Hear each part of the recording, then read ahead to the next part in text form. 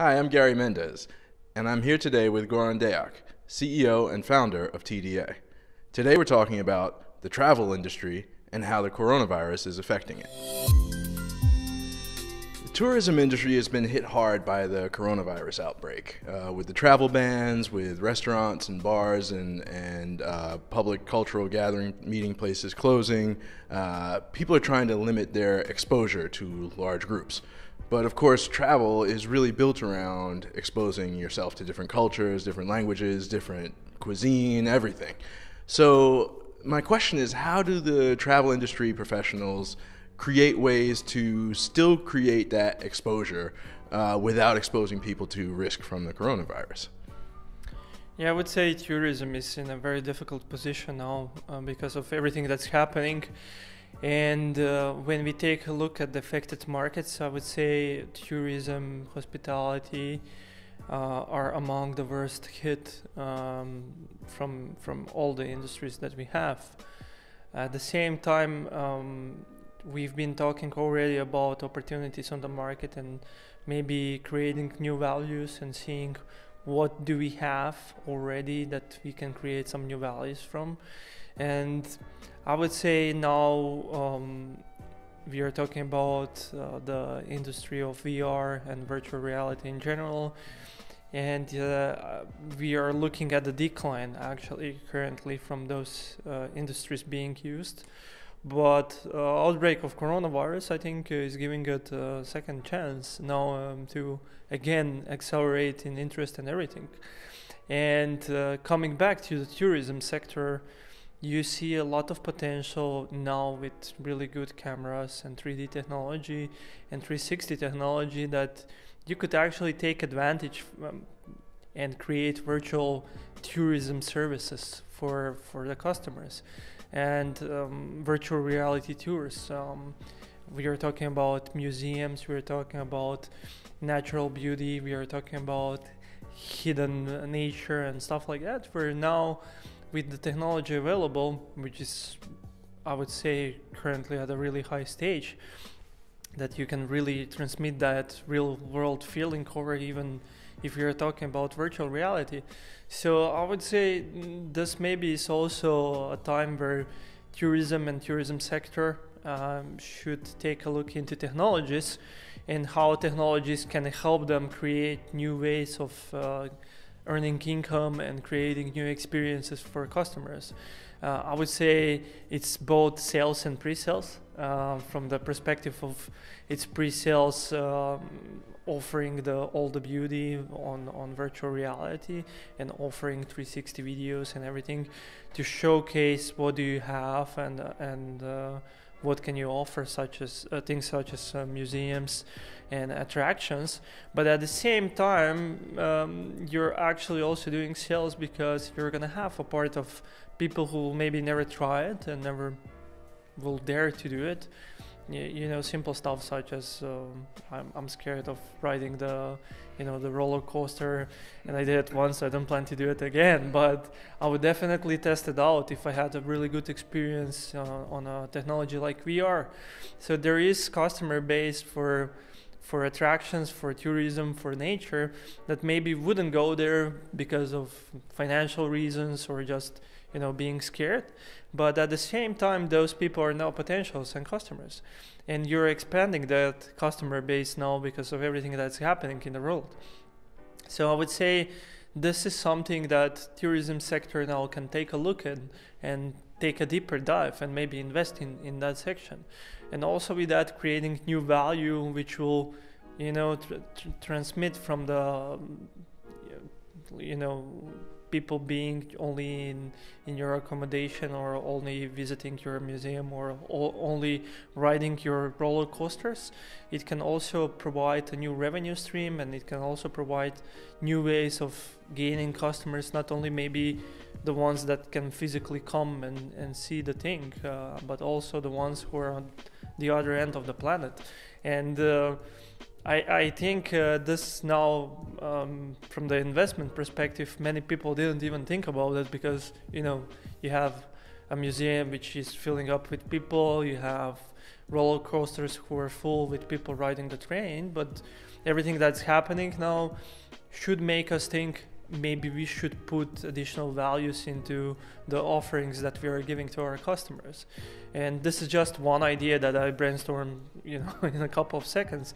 And I believe that people who are in those industries probably already know many other ways how to monetize and digitize their services, and with that, first and foremost, expand their user base, and at the same time also create new values to protect them after disasters like the disaster that is currently striking us.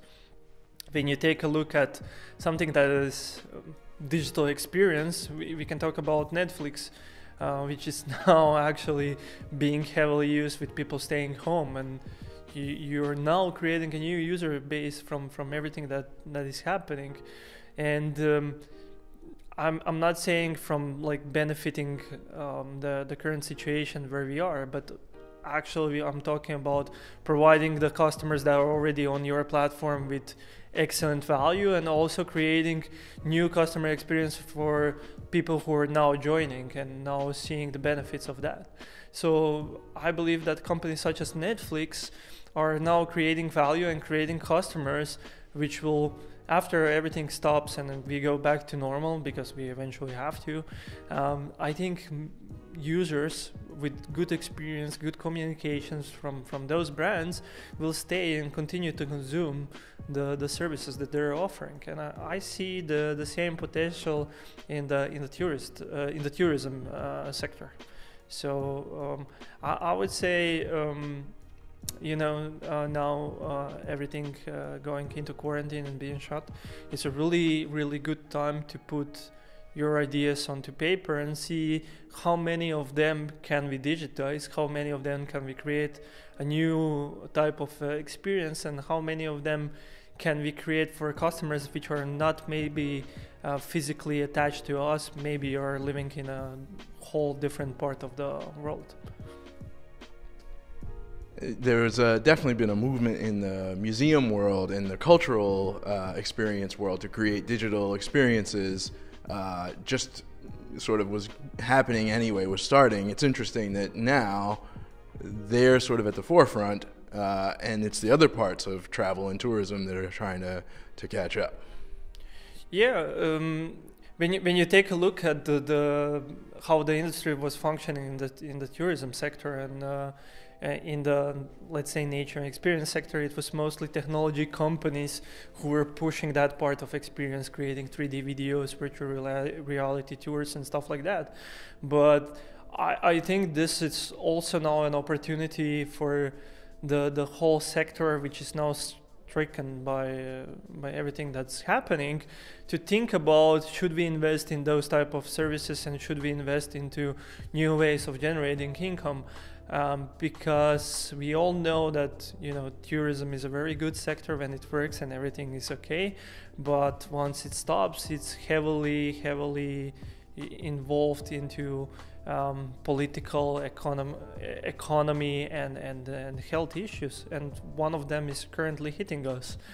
And now you're facing, you're standing in front of the wall, you don't know what to do, you have to close down your hotel, you have to shut all the experiences that you're offering to physical users, and you don't have anything else to offer.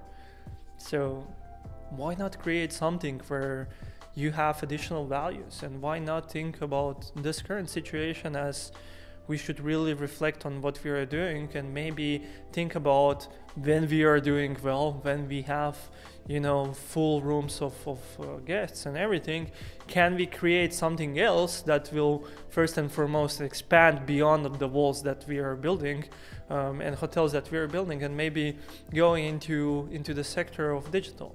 And I would say that very few people were thinking about that, and now they're scratching their heads and thinking, what can we do to stay alive, what can we do to survive the situation? And it's a difficult situation, it's not an easy situation to be in. I think I would definitely not want to be in their shoes right now, but also I think they need to reflect now and think about the future. And okay, we will survive those things now, and we will we will get our guests back and then the hotels will be full. But what if and when it happens the next time? So we should think about new revenue streams, and I'm saying there's really good use case example that you can actually do it right now. You don't have to wait. And planning for it now is because of everything, and because you're now you have to sit at home and you have to be either in self-quarantine or you just want to protect your family and don't want to go out. I think this is the perfect time to sketch up something like this and try to really give it a shot, and not only, okay, I'm gonna have this piece of paper now and I'm gonna think about it because it's now a crisis situation, but tomorrow it's already better, so let's put it in a drawer and forget about it. So I think people should now really think about how can we protect our businesses in the future. So the other side of travel that often gets overlooked is the business traveler, the companies and organizations that depend on people traveling, on face-to-face meetings, on sending people around to different locations.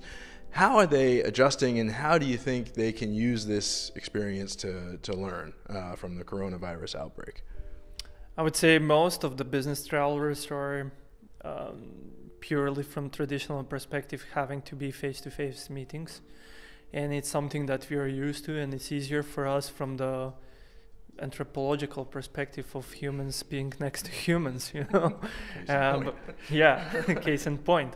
But at the same time, technology is advanced enough that we don't have to be next to the people that we are selling it to. Even if you're selling, I don't know, beauty products, if you're selling something that needs testing out and trying out, they still didn't figure out the perfume part, for example. But for beauty sector, you already have many applications out there where people are using apps to showcase their beauty products for women and stuff like that. So already this traditional thing where you had to try all of the mascara or something like that is now digitized, and you can see it, and it works. My wife is using it, and it works actually pretty good. It's not a bad app, from me as a techie nerdy type of a person can say it works pretty well. So if you're talking about that part of the industry where you have to have face-to-face meetings, you still have a part of the industry that will have to have that because it's bound to the products they're selling.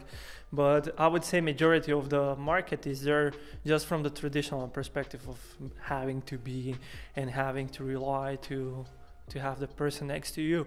So I think that actually in this case the change isn't that hard, and most of the people can do it.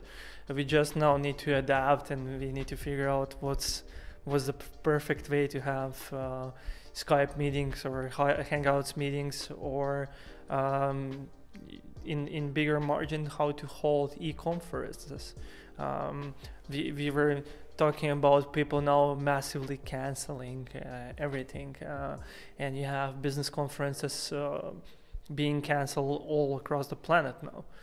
And here you also have, first and foremost, already solutions that can provide on a scale basis e-conferences and e-meetings and everything. But me as a car geek person, for me it was interesting to see that you now have the situation where one of the biggest car and motor shows, Geneva, is now cancelled, and everybody was really stricken by it. All the car companies, they're investing really a lot money into creating a perfect stand and promoting their cars and withholding the information about the models that they're going to showcase. That also costs really a huge amount of cash just for the journalist not to see your car that's coming up. So I would also say that this is something that is forcibly transferring to digital, and you already see car companies going and doing presentations of their cars, presentations of their future models through digital. And I would say that you see a really, really strong push because of Corona. We can see now that BMW, Audi, so major runners, major car companies are taking fast adaptation and creating presentations of their cars and actually intros and everything from the perspective of digital, fully digitized. So it's actually not even physical cars, it's digital cars that they're showing and digital experience that they're trying to transmit to their potential customers now. And I would say that this is a showcase of a traditional industry now trying to figure out how to use the technology that they have at the disposal and also try to give the best experience to the current customers and the future customers. And I would go back to the coronavirus, and everything that we now have is about, first and foremost, staying true to our current customers and make sure we provide them with the best experience and the best service that we can offer and the best product that we can offer. But also, I think we need to transparently communicate if we can't do it. So in the case where we strike a bottleneck from the perspective of, I don't know, limited production because people can't go to the factories, or limited availability of the service because you just can't provide the service, it's physically not possible, such as hospitality sector. I still think, this is my personal opinion, you need to communicate to people who are interested in your services, who are already users of your services, and make sure that they have the information what's happening with you, they have the information about what's gonna happen to you, and they have the information, and you have to focus on the real-time communication with them, because this will develop a relationship that will go past just the buyer and the seller perspective. It will go into the relationship perspective, and modern brands and people are already doing it. But with Corona hitting us now, it's a challenge to see if it's really happening, because now you don't just sell, you are maintaining, and you still have to communicate on a really close basis with your customer. And I think that many company owners now started to panic, and they're primarily, from everything that we are seeing on TDA, they're mainly doing two things. One thing is completely stopping the budgets and stopping the communication, which I personally think is very, very wrong. And at the same time, people are also trying to communicate like nothing is happening, which is also, I think, very wrong. So I think we need to be aware of the situation we are in. I think we need to transparently communicate the situation we are in. And also we need to show our customers that we are thinking about that and we are adapting to the situation. If we can adapt, if you're stricken like you have in the situation of hospitality sector, you still have to make sure that you provide the information about availability of the service, future of the service, and what's going to happen. It's not the cost to completely stop everything that you're doing and go offline. And it's normal for people to start panicking, especially for the business owner. I'm a business owner, so I know how difficult the situation is and how people can get into the panic mode. But we have to think about what is happening, and we have to think about how can we provide those services. And I would say, the Geneva situation where you have car companies fastly adapting to online and trying to provide the services online and trying to explain what's happening and what's going to happen with production and everything is really a good way to take a look at how companies should communicate. And at the same time, I would say that some of the people are thinking, tomorrow it's magically going to disappear. Unfortunately, likelihood of that is slim to none. So we have to think of ways how we can adapt and provide the services still. And going back to the business traveler and the conferences that we were supposed to go to, one conference now in April in Shanghai and one in May in New York, which we are not going to because of everything that is happening. But that still doesn't mean that people can adapt, maybe not so short term, maybe not provide the service in April and May, but maybe they can find a solution to provide that service, to provide the presentations, to provide a conference over online, and provide the same experience from the connection perspective, networking perspective, getting education perspective and knowledge perspective, and everything through online. And I think some of the brands on the smaller scale, if we're talking about events, are good at it because they're already doing e-learning and stuff like that. But I think the bigger conferences, the major ones, they need to also now take a look at the digital part of provisioning that they're already doing for the customers who are not physically there, and see how they can expand that service and provide an even better experience and provide it to the whole customer base, even to the people who were supposed to be there. So from the situation perspective of the business traveler and people who need to network, there is still great tools and there is still great means, and you can develop your own means of communication with not only the customer or with someone who you want to learn from or teach to, also from the businesses that you want to network to. So I would say that part of the market functions pretty well, and I think it's now a good base to create something new, maybe a new niche service to provide networking, a new service that you're really, really good at, to provide e-learning or to provide teaching services. And this is again a good opportunity to reflect and to take a look. And actually, I think people now being on social media and looking at the situation, you have also a means to ask them, what would you want to see and how would you want to have your experience served? Because people still have to learn, people still have to teach, people still have to network, and people still have to do business. And I think this is now a good situation where we can ask, our fellow businessmen, we can ask the consumers, we can ask the people who we want to learn from, the people who we want to teach. How do you want that service now with everything that's happening being provisioned, and what do you think would be the best way of doing business? And from that, I think now many great ideas should come. And I think we have to be aware of the situation where we are, and it's a difficult situation. But also, I think this situation should lead us to see how we can get stronger, how we can unify, and how we can make our lives even better and more resistant to the things that are happening. I understand that many people are feeling down now, and many people are stricken by panic, and many people are now at home thinking about what to do. But I think this is now also a good situation to think about how we as, not just a nation or as a planet, but as human beings can evolve to the next thing and make sure that when it happens the next time, because something like this will happen, be it economical, political, or health crisis, it will happen. And history has shown that we have a calm period and we have a period of crisis, and it was bound to happen.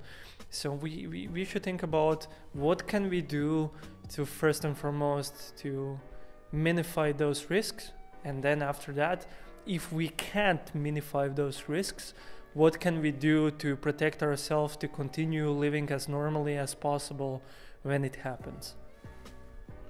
The other set of events and thing that's being affected by travel problems is the sporting world. And it seems kind of trivial, but actually, sporting events are big business. Aside from the people in the seats going to see games, there's the broadcast rights, there's all the media surrounding it. What do you see as the future of the sporting world as we go through this coronavirus? Yeah, I would say currently, if we take a look what is happening, I'm a soccer fan, or football for Europeans. So we see that national leagues are being cancelled. We are seeing that the Champions Cup is being cancelled. And this is a major thing, because you have a lot of money, as you said, being siphoned into TV rights, into commercial rights, into sponsorship kits. When you take a look at the facility costs of cold runs and everything connected to that, so it's a terrible situation for sports. NBA also being cancelled. Again, going to my part, car industry, Formula One is also cancelled. WRC is also cancelled. So this is a really difficult situation for sports also. But now we see an opportunity, and now we are seeing something that's already happening in the world, and it's taking a huge gain on the market, and that's esports.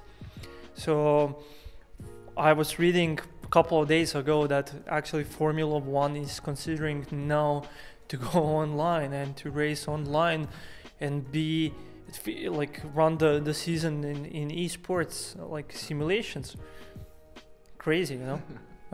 Now you have this people who have contracts in millions are sitting in front of the computer and racing, and you still have the viewer, and I would say you have many more viewers, because it's now the digital user plus the user that you have from the traditional perspective.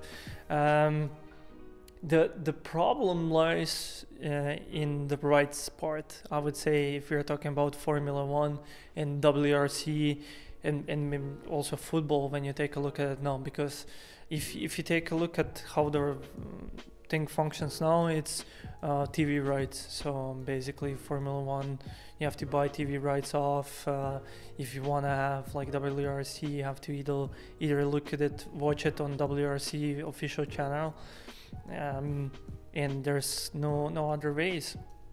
And I think if you want to make it truly open, and if you want to have a mass audience, it needs to be open, and it needs to be free of access to everybody.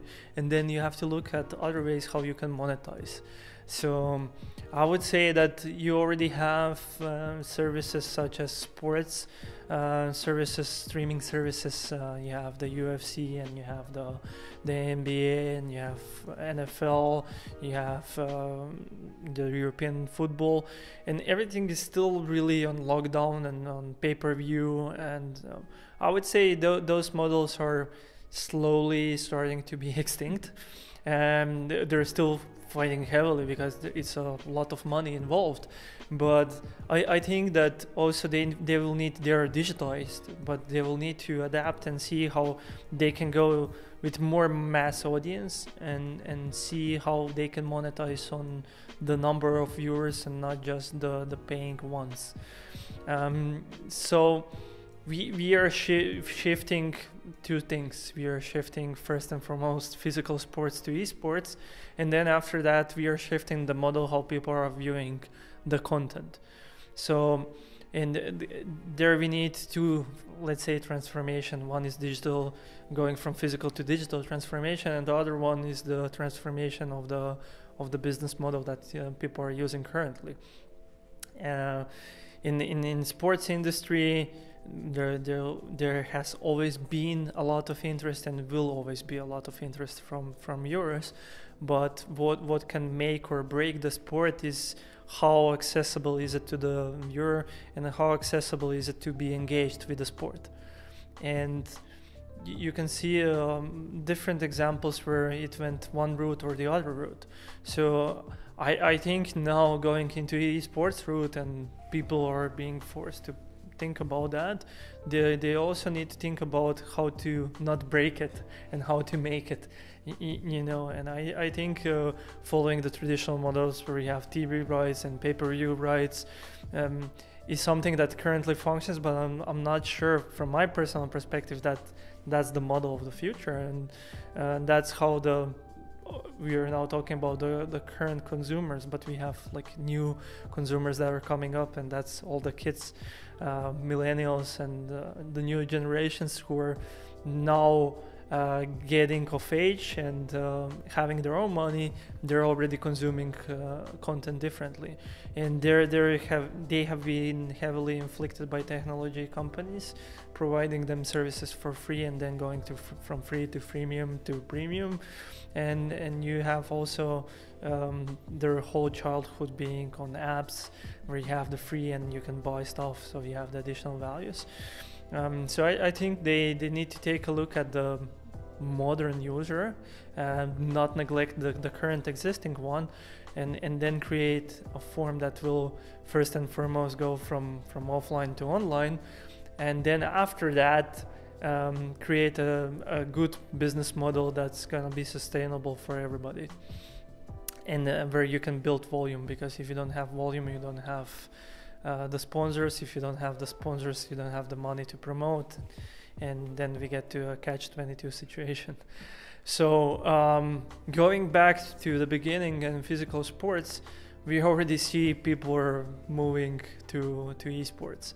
I think like we're joking a little bit, but there's not gonna be a long time before you see Cristiano Ronaldo and Messi sitting on a PlayStation and playing FIFA and seeing who's gonna be better, just because of the situation that you have now. So to kind of tie everything together, it seems like the theme, whether we're talking about tourism, leisure travel, business travel, events, sports, sporting events, everybody's got an opportunity now to sort of reevaluate their business model. Is that sort of how you see it? Exactly. So I don't think people should stop doing what they're doing. I think we should still have the same services that we have until now, and I think we'll need them even more after this. But at the same time, I think people, entrepreneurs, business owners, investors, banks should take a look at how they can create new revenue streams for the modern users, for the users that are consuming digital. And we see now this push from also traditional users going into digital because of everything that's happening, and how to protect their assets, their companies, their people who are working for them, and make sure that even if something like this happens, they can still have a revenue source, they can still have users, consumers who will take that services, and at the same time providing the services that they have been providing until now as good as they're doing it until now.